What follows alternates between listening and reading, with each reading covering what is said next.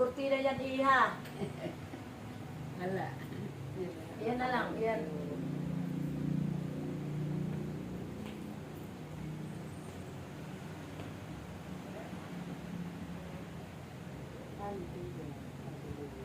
Sumainyo ang kapayapaan. Magbigayan kayo ng kapayapaan sa Peace isa't be isa. with you. Peace, peace. Ang Diyos na inyong kaharap ay tunay at tapat. Ang kanyang kagustuhan at pagpapahalaga, pag-ibig sa bawat isa sa inyo. Ako ito ang inyong Panginoong Yesu Cristo. Mula nung ako'y tanggapin ninyo sa inyong mga buhay.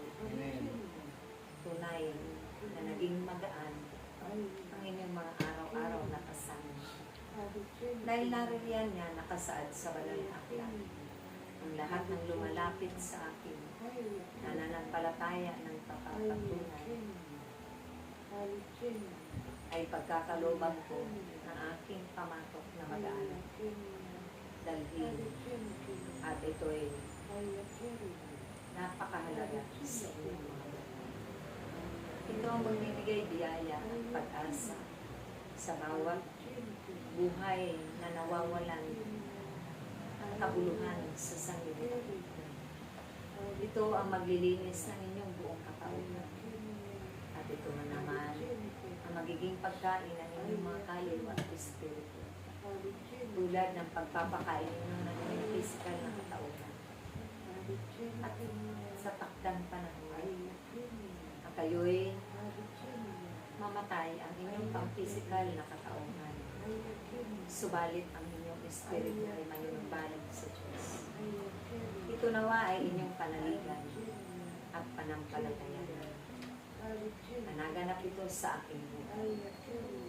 At tunay na ito man ay inyong ginugunita lagi sa tuwing sasapit ng mga panahon sa aking muling pagkabuhay ay isang kagalakan, isang kapaskuhan sa sanlibutan. Ang regalo ng Diyos at kaloob ng Diyos sa bawat isa sa inyo. Dahil kung ito'y hindi naganap at hindi nasunod ang kasulatan sa banal na aklat na nakasaad doon, kaawa-awa ang inyong naging kalagayan. Subalit ako ang pangalawang Adan na niloob ng Diyos at ipinadala niya sa sanlibutan ito. Kaisa-isang anak na siyang nagligtas at umako ng lahat ng inyong mga kasalanan. Amen. Naway panampalatayanan ang aking muling pagkabuhay.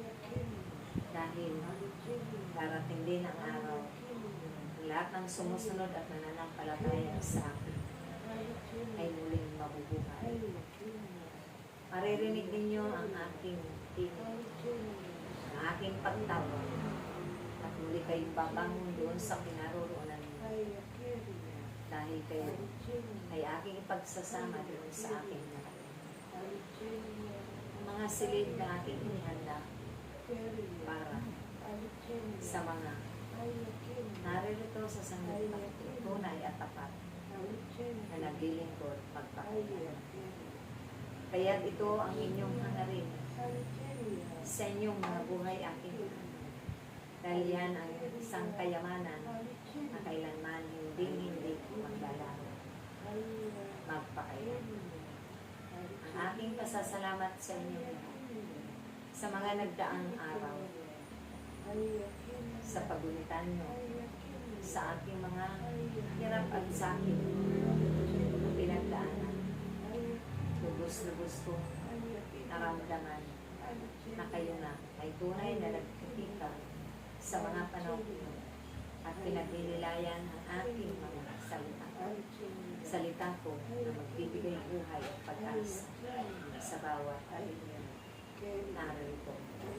Higit sa kawang ito na kinalulugdan ng Diyos na pinagpala niya dahil ang lahat ng biyaya ay palubos niya at ipinagkatiwala niya hanggang sa buhay na walang hanggan.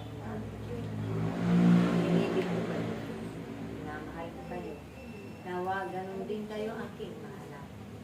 Magpahalaga sa inyong kapwa at sa Diyos.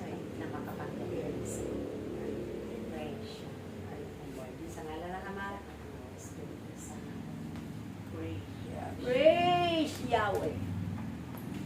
Priest, priest.